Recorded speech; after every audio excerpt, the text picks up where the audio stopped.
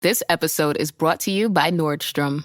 Summer's almost out and fall's calling. Luckily, Nordstrom has everything you need for the season ahead, all under $100. Discover new arrivals from your favorite brands like Mango, Princess Polly, Wave, Free People, BDG, and more. Whether you're planning a last-minute getaway, heading back to class, or refreshing your office looks, you'll find the latest trends and beauty must-haves without breaking your budget. It's easy, too, with free shipping, free returns, and in-store order pickup. Shop today, in stores, and at Nordstrom.com.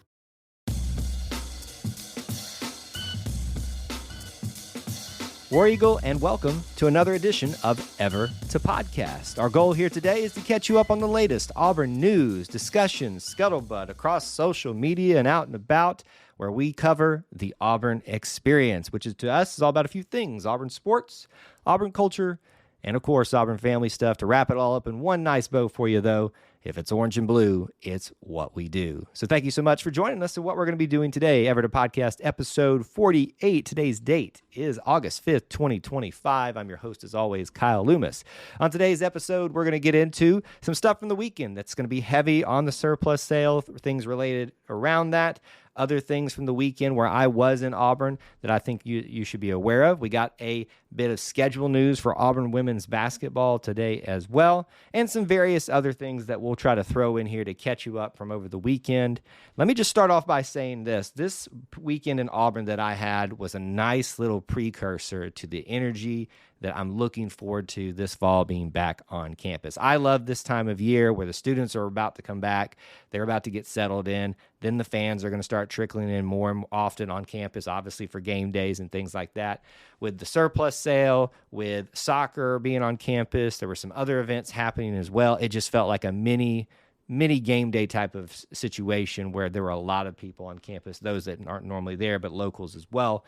And so it was a nice way to kind of unofficially kick things off on campus this season. So let's start right there. I know if you've been following our content, we have just been going on and on about this surplus sale.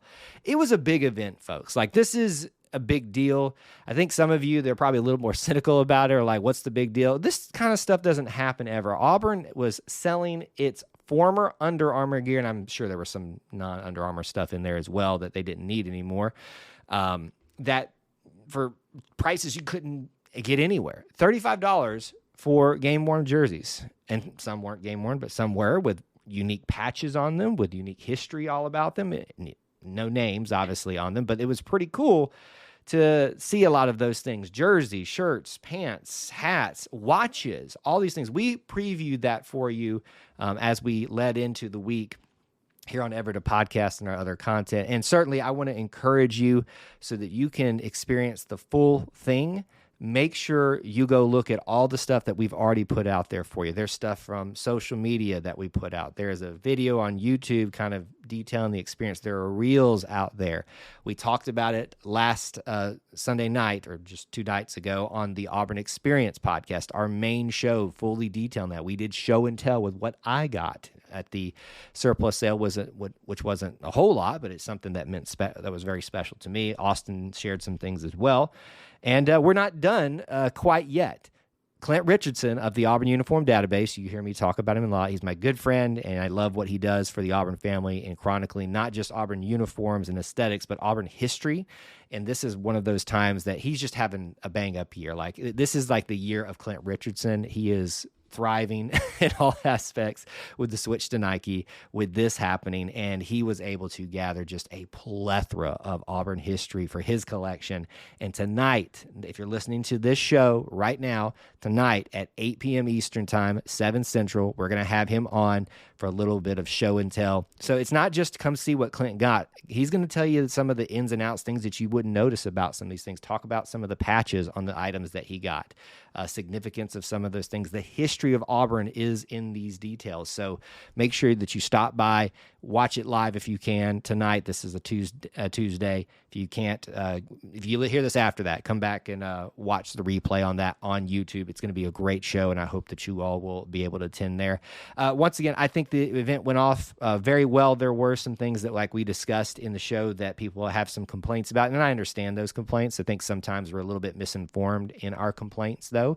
We go off of emotions and what we're experiencing and don't actually take a step back. Is what I'm experiencing actually the reality, though? I think for a first of its kind event that probably won't happen again for decades, maybe, it went off without too much problem, given some of the weather challenges they had to overcome that day. So go check out all that information. I won't bore you with more and more talk about it, but I just wanted to say, with that adding being back on campus, that was awesome. Just feeling the energy of the Auburn fandom and the Auburn family being back together was a great thing. Let me shift gears just a little bit. And I want to talk about Auburn soccer because that was the second thing that I took part in that day.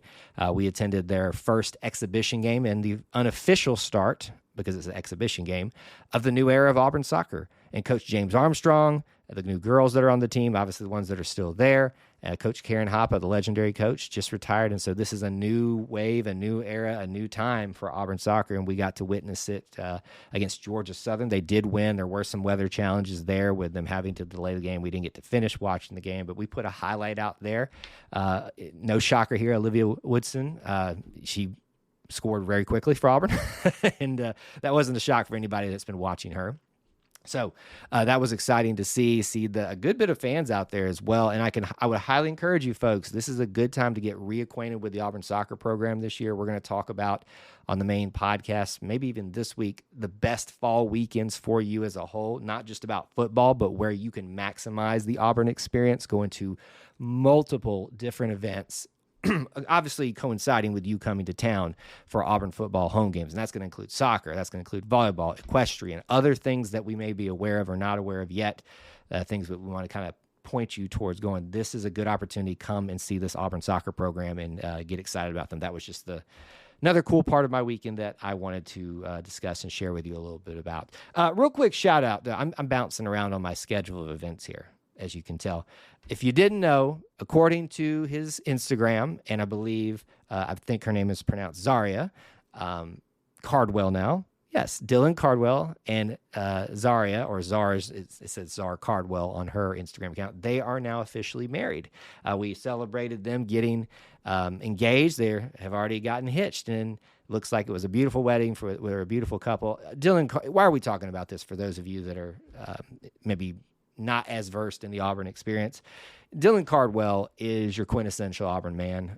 Probably got as big as man crush as I can have on him. I will openly say that here on the mic. I think he needs to be, whenever he's done doing whatever he wants to do with basketball, needs to be hired by Auburn in some capacity, even just to stand on campus and be Dylan Cardwell today. So that's why we bring this up. We celebrate. There are just these people that come through the Auburn family and become part of it, and they become, in some ways, I don't want to put people on too high a pedestal here, but just some of the greatest examples of what we're supposed to be, at least as far as we know him, what we're allowed to see.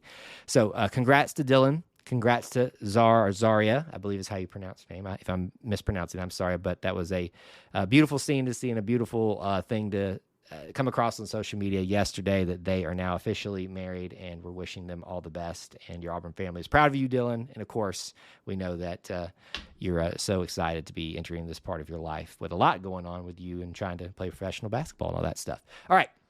Women's basketball schedule, a little bit of an update here, not a full schedule. And we've already talked about this once, I believe, where they announced the SEC opponents that women's basketball would play. This is another thing where a first-year head coach is here, Coach Larry Vickers.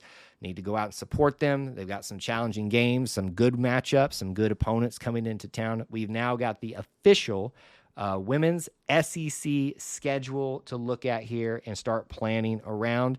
Certainly, as we get the men's basketball schedule, gymnastics, we'll talk about winter weekends that are going to be really good for you, where they do all coincide together a few times during the winter. But here's your schedule for women's basketball as it stands. Maybe I won't give you the full dates. Mississippi State, Tennessee, Mississippi. Let me back up there and start this. I'll do away and on the road, or away and home for you. Away, Mississippi State. Home, Tennessee. Away, Texas. Home for Florida and Alabama. Away for Vanderbilt, home for Oklahoma and South Carolina. Keep that in mind. You've already heard two great matchups there. Away for Ole Miss and Florida for the second time, playing them in the season.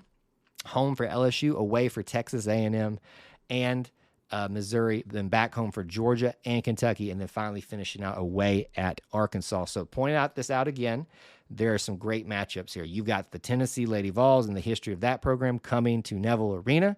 You have got South Carolina, Dawn Staley, her squad's coming to town. LSU is arguably the two most difficult programs in SEC women's basketball. LSU and South Carolina are going to be here. We got a crack at them here at home for first-year head coach Larry Vickers, as well as Tennessee, as I already brought up, Florida, who will be that team you play twice, and then Alabama and Georgia.